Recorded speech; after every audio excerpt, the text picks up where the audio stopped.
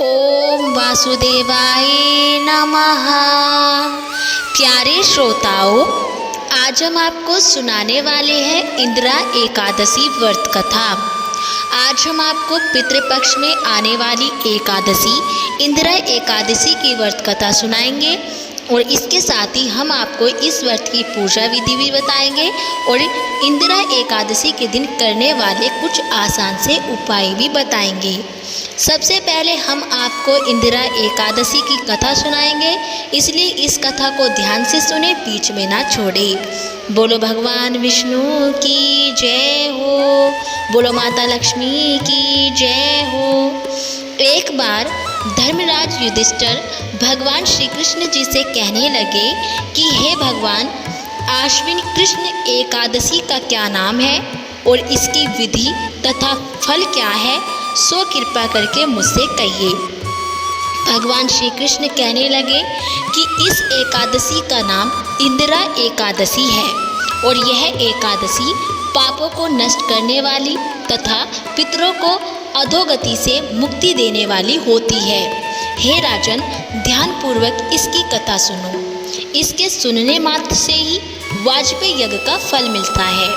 प्राचीन काल में सतयुग के समय में महिष्मती नाम की एक नगरी में इंद्रसेन नाम का एक प्रतापी राजा धर्मपूर्वक अपनी प्रजा का पालन करते हुए शासन करता था और वह राजा पुत्र, पौत्र और धन आदि से संपन्न और भगवान विष्णु का परम भक्त था। एक दिन जब राजा सुखपूर्वक अपनी सभा में बैठा था तो आकाश मार्ग से महर्षि नारद उतरकर उसकी सभा में आए और राजा उन्हें देखते ही हाथ जोड़कर खड़ा हो गया और विधि पूर्वक आसन व अर्घ्य दिया। सुख से बैठकर मुनि ने राजा से पूछा कि हे राजन, आपके सातों अंग कुशल पूर्वक तो है, तुम्हारी बुद्धि धर्म में है और तुम्हारा मन विष्णु भक्ति में रहता है। देवऋषि नारद जी की ऐसी बातें सुनकर राजा ने कहा कि हे महर्षि, आपकी कृपा से मेरे राज्य में सब कुशल है तथा मेरे यहाँ यज्ञ कर्मादि सुकृत हो रहे हैं।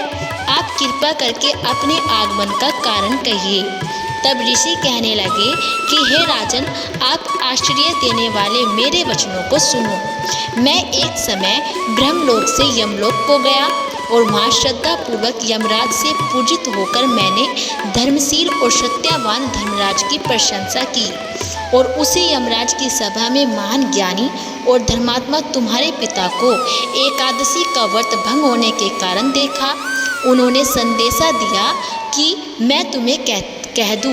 उन्होंने कहा कि पूर्व जन्म में कोई विघ्न हो जाने के कारण मैं यमराज के निकट रह रहा हूँ। सो है पुत्र, यदि तुम आश्विन कृष्ण इंदिरा एकादशी का व्रत मेरे निमित्त करो तो मुझे स्वर्ग की प्राप्ति हो सकती है। इतना सुनकर राजा कहने लगा कि हे महर्षि, आप इस व्रत की विधि मुझसे कहिए। नारद जी कहने लगे कि आश्विन माह के कृष्ण पक्ष की दशमी के दिन प्रातःकाल श्रद्धा पूर्वक स्नान आदि से निवृत्त होकर और पुनः दोपहर को नदी आदि में जाकर स्नान करो और फिर श्रद्धा पूर्वक पितरों का श्राद्ध करो और एक बार भोजन करो और प्रातःकाल होने पर एकादशी के दिन दातून आदि करके स्नान करें और फिर व्रत के नियमों को भक्ति पूर्वक ग्रहण करता हुआ प्रतिज्ञा करें और मैं आज संपूर्ण भोगों को त्याग कर निराहार एकादशी का व्रत करूँगा। हे अच्युत, हे पुंडरीकाक्षे, मैं आपकी शरण में हूँ, आप मेरी रक्षा कीजिए। इस प्रकार नियम पूर्वक शालिग्राम की मूर्ति के आगे विधि पूर्वक श्राद्ध करके योग्य ब्राह्मणों को फलाहार का भोजन कराए और दक्षिणा दीजिए। पितरों के श्राद्ध से जो बच जाए उसको सूंघकर गौ को दे तथा धूप, दीप, गंध, पुष्प, नैवेद्य आदि सब सामग्री से ऋषिकेश भगवान जी का पूजन करे और रात में भगवान जी के निकट जागरण करे और इसके पश्चात द्वादशी के दिन प्रातःकाल होने पर भगवान जी का पूजन करके ब्राह्मणों को भोजन कराए और भाई बंधुओं, स्त्री और पुत्र सहित आप भी मौन होकर भोजन करें। नारद जी कहने लगे कि हे राजन, इस विधि से यदि तुम आलस्य रहित होकर इस एकादशी का व्रत करोगे तो तुम्हारे पिता अवश्य ही स्वर्गलोक को जाएंगे। इतना कहकर नारद जी अंतर्ध्यान हो गए और नारद जी के कथनानुसार राजा द्वारा अपने बांधवों तथा दासों सहित व्रत करने से आकाश से पुष्प वर्षा हुई और उस राजा का पिता गरुड़ पर चढ़कर विष्णु लोक को गया और राजा इंद्रसेन भी एकादशी के व्रत के प्रभाव से निसंकट राज्य करके अंत में अपने पुत्रों को सिंहासन पर बैठाकर स्वर्गलोक को गई। हे युधिष्ठिर, यह इंद्र एकादशी का व्रत महात्म्य मैंने तुमसे कहा है।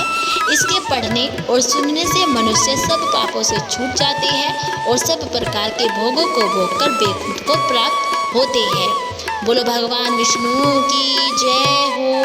तो प्यारे भक्तों, ये थी इंद्र एकादशी व्रत कथा और अब जान लेते हैं कि इस एकादशी की पूजा विधि क्या होती है और इस दिन करने वाले कुछ आसान से उपाय क्या है।